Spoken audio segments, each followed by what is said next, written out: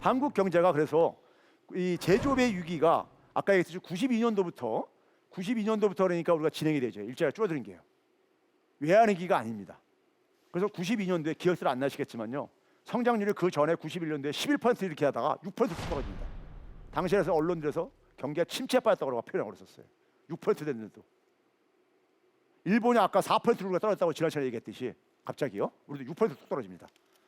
거기에 대해서 김영삼 정부가 외국 자본 유치를 해가지고 성장률을 끌어올리다가 그게 갑자기 외국 자본 끌어들이는 것은 우리 돈이 아니거든요.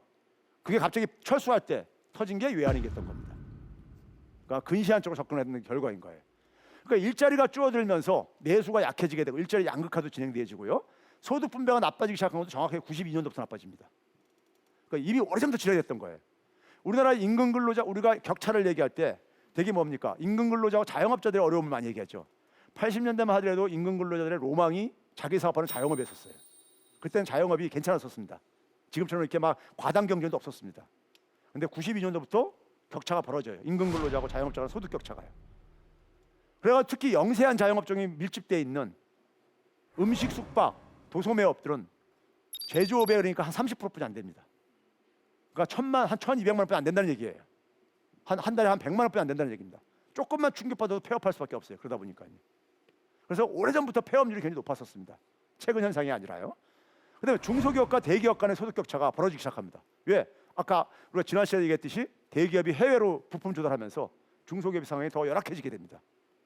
그러니까 대기업, 중소기업, 정규직, 비정규직, 그다음에 임금 근로자하고 자영업자 이 격차가 거의 60% 밑으로까지 떨어진 게 이게 아주 격차가 아주 고착화되고 있다 이거예요. 그렇죠? 이게 지금 우리 사회에 우리가 하나의 묵은 이 결과인 것이고요. 정확하게 보시게 되면 우리나라는 그래서 제조업, 수출, 대기업이 동전의 앞뒷면입니다. 예, 우리나라 수출의 주력 산업이 제조업이잖아요. 재벌 대기업의 주력 산업들이 다 제조업이잖아요. 삼성전자 제조업체죠. 현대자동차 제조업체죠. 수출이 안 좋게 되면은 다 타격받아요. 연쇄적으로요. 수출이 뚝 떨어지죠. 대기업들도 매출액 증가, 성장률이 뚝 떨어져요. 대기업은 피신할 길이 있죠. 중소기업 협력업체한테 전가시킬 수가 있어요. 자기들 고통을. 그렇죠? 근데 중소기업 협력업체들은 도망갈 데가 없죠. 이게 이제 우리 경제에 지금 짓누르고 있는 것이고요. 그래서 금융위기 이후에 한국 성장률이 세계 성장률보다 밑으로 떨어지게 됩니다. 바로 이제 수출 조선이 끝났기 때문에 거예요. 제조업 생산액이 거의 멈춰버렸죠. 2011년 이후에. 그렇죠? 자, 그러면서 2016년 말 박근혜 정부 끝나는 해 4분기에 전체 가계 중에서 60%가 소득이 후퇴하고 있었습니다. 4분위, 5분위, 6분위, 7분위는 중산층이에요. 중산층조차도 소득이 이건 물가 상승률을 고려하지 않은 거예요. 중산층이 명목 소득이 후퇴를 하고 있었어요. 중산층이 저소득화돼 가고 있었고 저소득층은 빈민화가 돼 가고 있었습니다. 이런 상황 속에서 이제 그러니까 우리가 서비스로 도망가려도 서비스가 워낙 취약하다 보니까 역대 정부가 서비스업을 육성하겠다고 했는데 갈수록 더 나빠지기만 해요. 그러다 보니까 그러니까 제조업과 관련된 서비스업은 손을 안 대고 주로 금융, 의료, 교육 이런 쪽의 개방을 통해 가지고 어떻게 좀 하려고 그러다 보니까 어떻게 됩니까? 일반 국민들은 공공성 그런 부분들이 공공성과 관련된 부분이거든요. 의료 서비스, 교육 서비스 이런 것들. 예? 그러니까 국민들이 이건 반대하니까 제대로 추진도 안 되어지고 그렇죠? 그래서 이제 이 서비스가 이제 우리가 출구가 안 되는 겁니다. 우리나라 삼성이 세계에서 그래도 가장 내놓을 만한 기업인데도 삼성 어디에 위치하고 있습니까? 디자인 이 서비스 부분에 위치한 게 아니라 어디 있습니까? 제조 부분에 위치하고 있습니다. 중국의 화웨이조차도 디자인 부분에 들어가겠다고 지금 하고 앉아 있는 겁니다. 중국은 그러니까 뒤늦게 출발했지만 자기들은 그냥 선진국형 산업 구조를 갖겠다고 지금 이렇게 덤비는 겁니다. 자, 문재인 정부가 이런 상황에서 그러니까 가계의 60%가 소득이 후퇴하는 상황 속에서 출범을 한 거예요. 2017년 5월 때 출범할 때가요. 거기다가 또 한 가지 뭐가 있었냐면요. 2017년 6월 달부터 15세에서 64세가 우리가 흔히 OECD 기준으로 생산활동이 가능한 인구라고 얘기를 합니다. 이게 줄어들기 시작해요. 묘하게 2017년 6월 달부터요. 그걸 뭐 일부러 맞추려도 이렇게 힘들 텐데 그 오래전부터 저출산이 진행된 결과가 거기다 딱 맞아떨어진 거예요.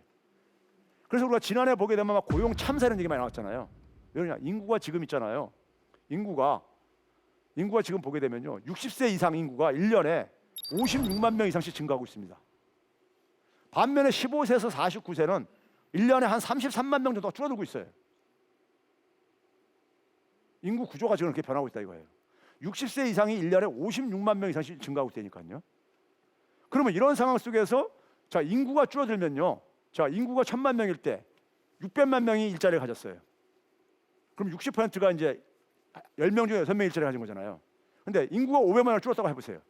그러면 600만 명이 일자리 나올 수가 없는 거죠. 인구 이상으로 일자리는 나올 수가 없는 거니까. 그럼 400만 명을 줄었다고 해봅시다. 일자리 가진 사람이. 그럼 200만 명이 줄어든 거잖아요. 일자리가 취업자가. 그렇죠? 근데도 500만 명 중 400만 명은 80%, 10명 중에 10명이 취업한 거잖아요. 더 나은 거죠. 근데도 그거를 일자리 참사라고 표현하는 겁니다. 600만 명, 400만 명, 200만 명 줄어들었다고 해가지고. 근데 내용은 더 개선된 거거든 사실은요. 이게 인구 구조 때문에 그랬던 겁니다. 자, 최저임금 가지고 굉장히 말이 많았죠.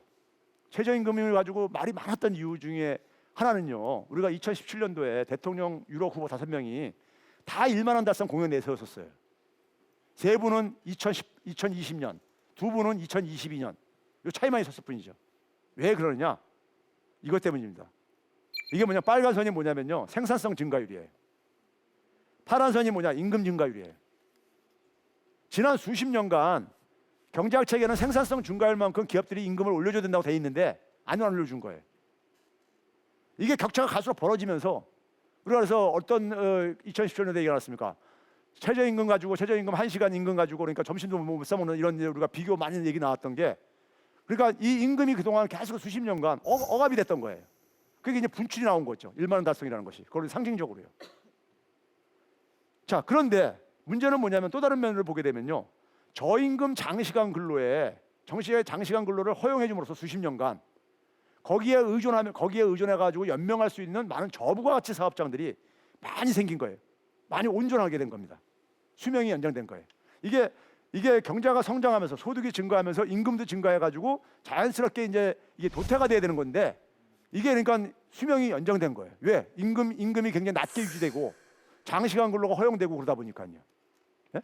그런 상황 속에서 이 임금을 갑자기 문재인 정부에서 2자릿수로 연속 2년 올리니까 이 저부가치 사업장은 죽는다고 막 아우성 칠 수밖에 없는 거죠.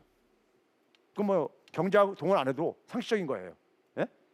그러면 문제는 뭐냐면요. 이 최저임금 가지고 먼저 이제 우리가 굉장히 최저임금이 우리가 기대했던 효과가 나타났습니다. 실제로요.